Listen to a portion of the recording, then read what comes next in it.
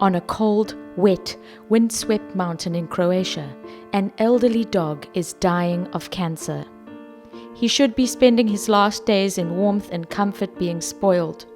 Instead, he lives in an open compound behind wire fencing, forlornly wagging his tail, looking for love. Gora, who is 16, has lived at Zarkovica Animal Shelter near Dubrovnik for most of his life, cared for by a totally dedicated woman named Sandra Sombrero.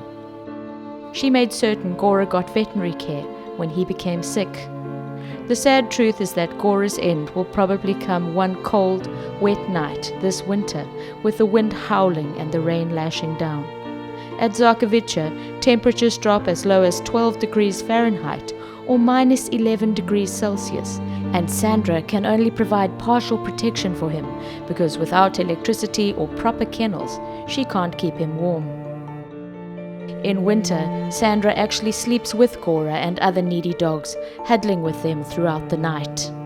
Network for Animals has been fighting for the dogs of Zarkovica for the past 4 years, and we will do our best to make Gora's last days happy ones.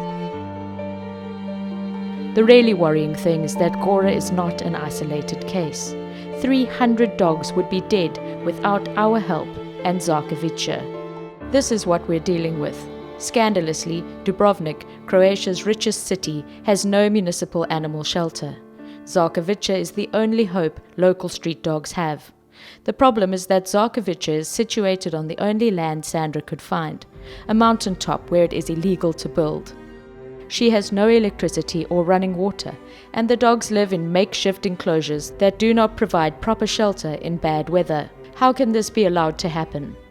The law says Dubrovnik must have a shelter, so why isn't there one?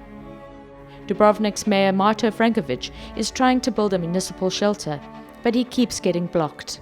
Every time he found a suitable piece of land, local people refused to let him build there, saying the dogs would be too noisy.